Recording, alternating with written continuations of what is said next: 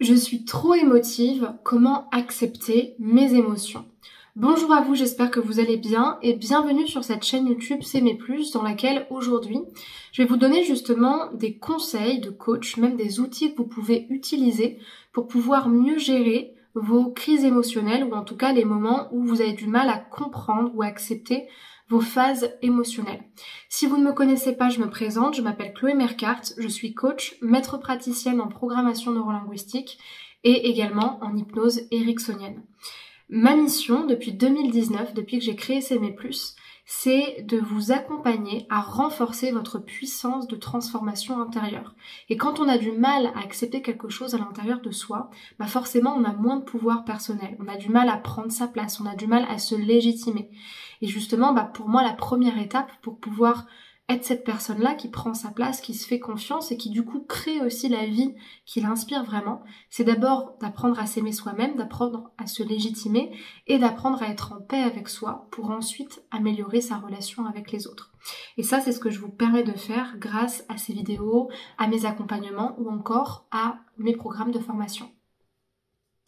Si vous n'êtes pas encore abonné à la chaîne YouTube, je vous invite à le faire maintenant en cliquant sur le bouton rouge s'abonner en bas à droite de cette vidéo et en activant la cloche des notifications pour recevoir tous les matins une vidéo à 8h, sauf le dimanche. Sachez que j'ai mis en place une formation offerte pour vous et qui se destine à toutes les femmes célibataires qui veulent renforcer leur estime d'elles-mêmes tout en trouvant les bonnes personnes sur les sites de rencontres. Pour accéder à cette formation, cliquez sur le deuxième lien dans la description de cette vidéo, remplissez le formulaire et vous la recevrez directement par mail. Déjà, il y a quelque chose dans le titre, moi, qui me fait tiquer. Je suis trop émotive. Trop émotive par rapport à quoi? On est vraiment des personnes très différentes. Il y a des personnes qui n'ont pas du tout le même seuil de ressenti de l'émotion et d'autres qui au contraire le ressentent de manière très très interne sans avoir besoin de l'exprimer. Le fait d'avoir besoin de montrer ses émotions ou de pas arriver à les gérer, ça montre juste que vous êtes quelqu'un qui a besoin d'extérioriser les choses. Donc déjà la première chose à faire, c'est de vous légitimer en fait, de vous légitimer, d'arrêter de vous justifier et d'arrêter de vous catégoriser de trop ou de vous étiqueter comme émotive. Vous n'êtes pas que émotive. En fait, il y a 90% de chances que vous ne savez juste pas quoi faire de vos émotions et que entre le moment où vous les ressentez, les comportements que vous avez et la digestion de ces émotions-là, c'est-à-dire comment vous allez les intégrer, comme vous savez pas quoi faire, vous restez avec votre état émotionnel, ça se voit, et vous l'extériorisez pas, donc vous le gardez à l'intérieur de vous. Mais vous n'êtes pas trop émotive, vous êtes juste vous-même, c'est juste que vous avez des émotions et qu'il faut trouver le moyen de pouvoir les digérer, les intégrer d'une manière harmonieuse. Pour pouvoir travailler vos émotions, il y a plusieurs outils intéressants pour ça. Il y en a 5 que je peux vous donner. Le premier, c'est des outils de gestion émotionnelle. Il y a différentes façons de le faire, mais ce que je trouve pas mal dans les accompagnements que je donne ou dans les programmes de formation, c'est tout ce qui va toucher aux sortes de processus ou de protocoles à suivre quand on ressent quelque chose et qui vont nous permettre non seulement de comprendre l'émotion, de trouver un message positif et de trouver une manière de mieux la digérer et de mieux la traiter en fait. Pour traiter une émotion comme pour traiter une souffrance, finalement l'objectif derrière tout ce qu'on vous donne comme outil, c'est surtout de permettre à la personne de s'observer et donc en s'observant de passer dans ce qu'on appelle la position méta, c'est-à-dire une position de témoin, une position d'observateur neutre dans laquelle vous allez juste pouvoir observer l'émotion et en l'observant n'être déjà plus dans l'émotion mais être simplement dans l'analyse de cette émotion-là pour mieux la comprendre et mieux la digérer. Et le fait tout simplement de vous demander quand je ressens une émotion, c'est quoi déjà que je ressens, parce qu'il n'y a pas juste une émotion mais généralement dans un état émotionnel il y a plusieurs émotions, la colère, la tristesse, la déception, la rage, la frustration, peu importe. Qu'est-ce qu'il y a dans mon émotion? Quelle émotion est la plus forte? Quelle part prend chaque émotion à ce que je ressens? Ça vous permet juste de poser des mots dessus pour pouvoir la comprendre.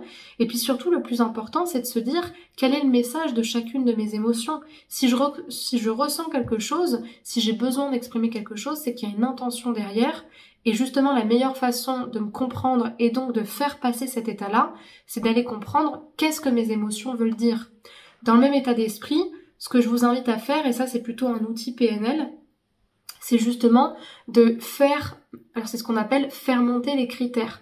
Quand on dit faire monter les critères en PNL, c'est qu'en fait on va aller chercher l'intention positive de la chose, la valeur derrière. Si par exemple je ressens énormément de colère et qu'à chaque fois que je ressens de la colère, je me dis ne te mets pas en colère, te mets pas en colère, arrête d'être en colère, tais-toi, ne sois pas en colère, déjà ma colère elle va de plus en plus monter, mais en plus de ça je vais encore plus nier et refouler l'importance de ma colère. Si je ressens une colère quand les gens sont en retard, ça veut pas dire que j'ai raison et que je dois accuser et agresser tous ceux qui sont en retard, mais ça veut juste dire qu'en fait pour moi, dans le fait de pas respecter l'horaire donné, il y a un truc qui est pas complètement assumé. Il y a un truc dont j'ai pas peut-être autant conscience de à quel point c'est important pour moi et qui n'est pas clairement exprimé. Si par exemple vous vous rendez compte en analysant justement cette colère-là quand les gens sont en retard, vous faites monter les critères, ça peut donner quelque chose comme en quoi est-ce que c'est important pour toi de ressentir cette colère ? Ça me permet ça, ok. Et ça, le fait de ressentir ça, qu'est-ce que ça te permet d'encore plus important ? Et une fois que vous avez la réponse, et le fait de faire ça, ou d'être ça, ou de ressentir ça, ou de te dire ça, en quoi c'est encore plus important pour toi ? Et qu'est-ce que ça te permet ? Et quand ça te permet ça, qu'est-ce que ça te permet d'encore plus important ? Et plus vous montez dans l'échelle de l'importance, plus vous allez atteindre en fait la valeur finale, la valeur absolue derrière. Peut-être que pour vous, être en colère parce que vous êtes en retard ou parce que vos collaborateurs sont en retard, quelque part, c'est important parce que ça vous permet de vraiment montrer aux gens que vous les respectez et à l'inverse de vous sentir respecté. Et donc, vu sous ce point de vue-là, vous comprenez bien que la colère, elle est extrêmement fondamentale dans votre manière d'être en relation avec les autres. Le troisième outil à faire qui est très utile et pas forcément compliqué mais c'est juste une habitude à prendre, c'est la méditation pleine conscience, en fait tout simplement.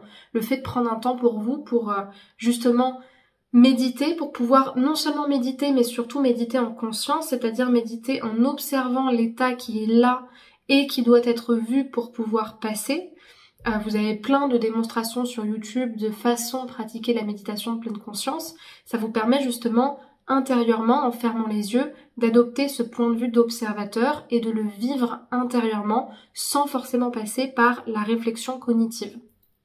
Il y a aussi tous les programmes de relaxation, ça peut être tout simplement le fait de respirer très lentement, ça vous permet justement d'activer le système parasympathique pour relaxer votre corps, pour le détendre, de faire même de l'auto-hypnose, c'est très utile ça aussi. Ou simplement des respirations pour vous calmer très lentement et vous détendre.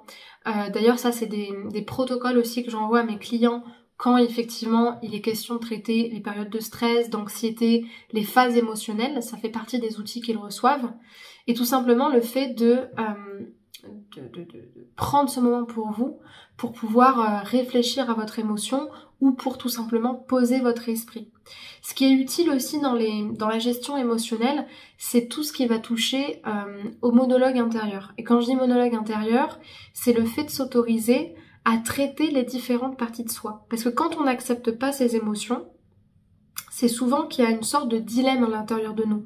Il y a une personne qui ressent l'émotion et il y a une partie qui est contre cette émotion-là.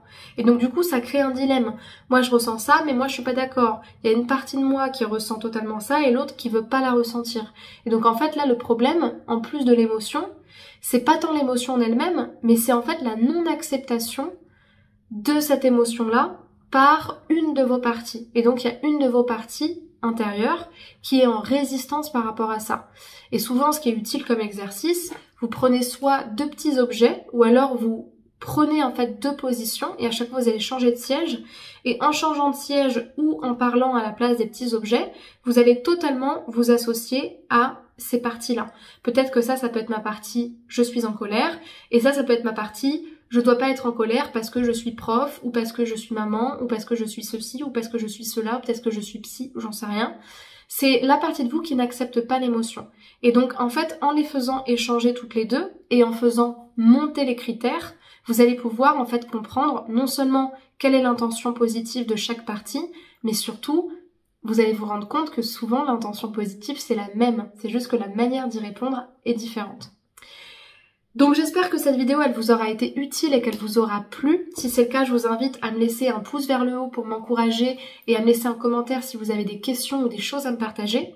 Et si vous avez besoin d'être accompagné justement sur votre gestion émotionnelle et peut-être plus particulièrement sur aussi la connaissance de soi et la manière d'être en connexion avec vous-même, eh bien je vous propose de réserver un appel de 15 minutes offert avec moi pour qu'on puisse faire le bilan de votre situation, de votre objectif, et que je vous indique ensuite, à la suite de cet appel, quel est justement le programme ou la solution la plus adaptée que je peux vous proposer. Soit du coaching individuel, ou soit un programme de formation en ligne en fonction de vos besoins. Pour réserver cet appel, cliquez sur le premier lien en description de la vidéo, remplissez le formulaire et répondez aux questions avant qu'on s'appelle. Justement, en ce qui concerne les programmes de formation, j'en ai plusieurs, certains sur la dépendance affective, sur la rupture amoureuse, d'autres sur l'estime de soi ou encore sur la séduction sur les sites de rencontres. Et pour pouvoir y accéder, je vous invite à aller dans la description de cette vidéo. Vous aurez vraiment le détail de chaque programme qui peut vous intéresser et qui sont accessibles financièrement. On est vraiment sur des budgets très restreints et très accessibles. Je pense, j'ai tout dit dans les choses importantes dont se rappeler. Donc pour la suite, je vous invite à me rejoindre sur les réseaux sociaux, Instagram, Spotify, TikTok ou encore Facebook. Vous avez devant vous mes identifiants et dans la description de la vidéo, vous avez les liens pour venir me rejoindre directement, m'écrire en privé et suivre mon contenu au quotidien. Je vous remercie pour votre attention et je vous dis à demain pour une prochaine vidéo. Prenez soin de vous. Au revoir.